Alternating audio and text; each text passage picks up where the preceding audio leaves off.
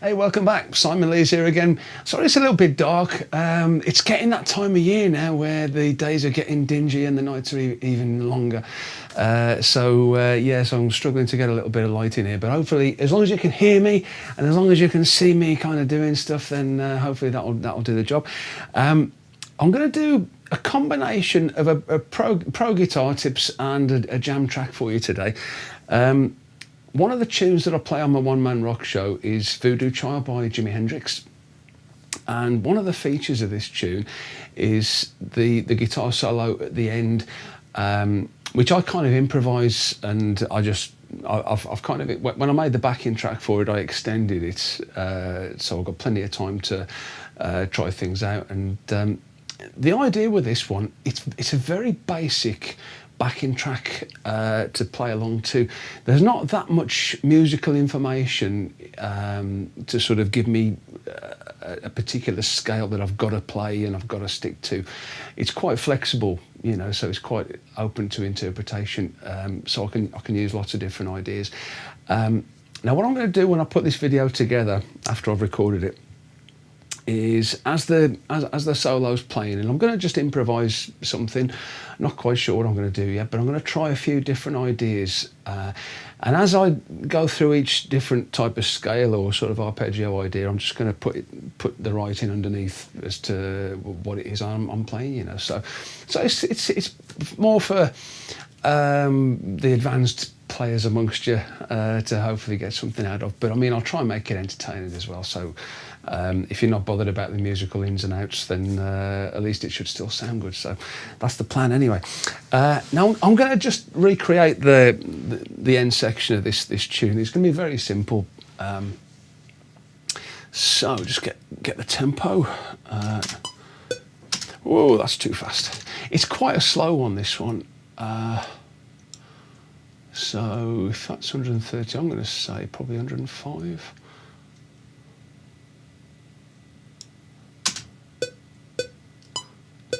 No, slower than that. I think I'm going to go 90.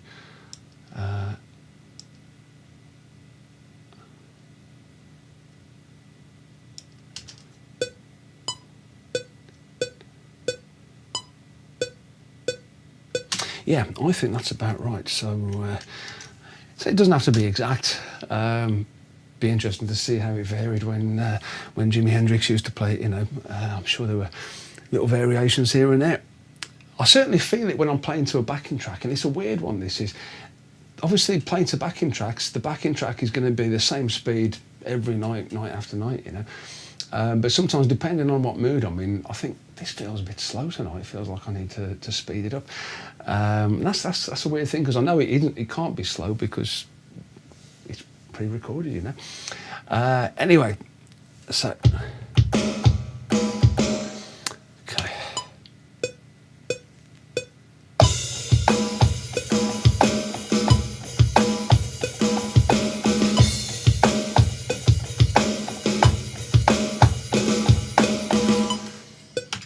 That's all I've got to do.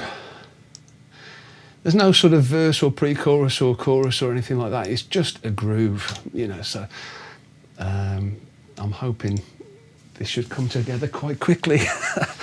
So I'm not even going to put a rhythm guitar down, because on the backing track that I use, and obviously when Jimi Hendrix played as a three-piece, when his band was a three-piece, it was only him, the bass player and the drummer, you know. So I'm not going to put extra stuff in where it's not needed. Okay.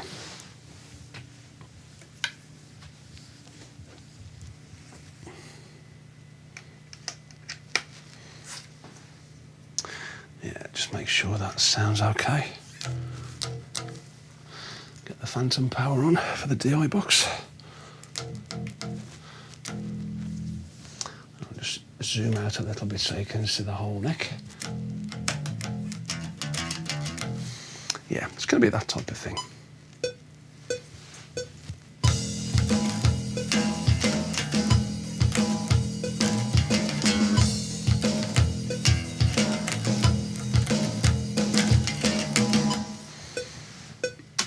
Cool. I've got to sort out the volume for this bass sound. Just try that again. Just.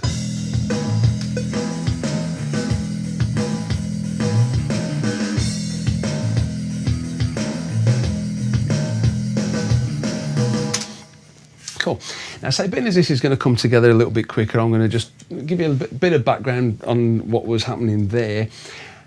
It's in E, or the main note is in E minor, just to sort of give you a clue, because I'm using the minor third. Let's just put a bit of sound on so you can hear me.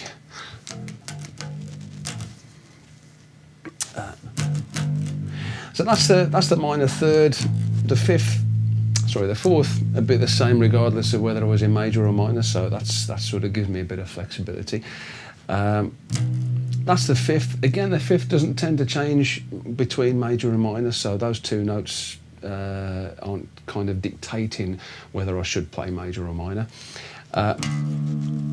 That is the minor seventh, so that gives me the choice of either a minor arpeggio or a dominant seventh arpeggio, which I can sort of play. When I get to the third, if I just give that a little bend, I mean, I've talked about blues bends and the purpose of them in the You Shook Me All Night Long guitar solo videos. So if you want to know what I'm talking about, have a look at those. So basically it's a root, minor third, fourth, fifth, minor seventh. So I'm going to try and use all the different scales and arpeggio ideas that will kind of fit with those notes, and one or two that probably don't fit, but I'm going to make them fit. So that's the challenge. Right, okay. I'm going to duplicate those just to get the right length, and I want it to be around about 10 minutes as usual. And then we'll go for the lead guitar. Okay, so at the minute, that is 2:10, I think. And it starts at 1:59, so it's only 10 seconds. So I'm going to need quite a few of those. If I do 1, 2, 3, 4, 5, 6, let's just check where that's come to. So that's just over 3 minutes, right? So in total, that's 1 minute's worth. So if I then go 1, 2, 3, 4, 5, 6, 7, 8, 9, 10, hopefully that will be around about the right length. Yeah, okay. So just to make sure it's gonna work, I'm just gonna check the join from the end to the start. Yeah, cool. No surprises there, so that's good. Right, let's get the guitar plugged in. Yeah, it's a good exercise. This is, and it's something I do enjoy playing live, you know, because I like to sort of stretch things a little bit, and I do like to mix up the majors and minors. It's good fun. It sounds kind of twisted when you do it, you know. It's but in a way that I kind of like. Okay, so select the lead channel.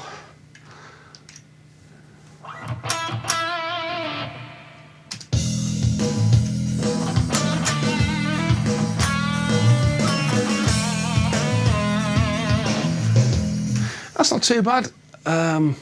Cool. So I'm going to do like Jimi Hendrix does and make the most of the different pickups.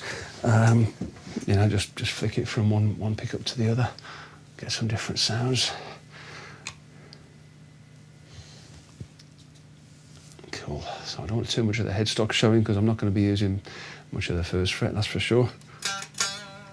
Cool. Okay, enough waffle. Let's do it.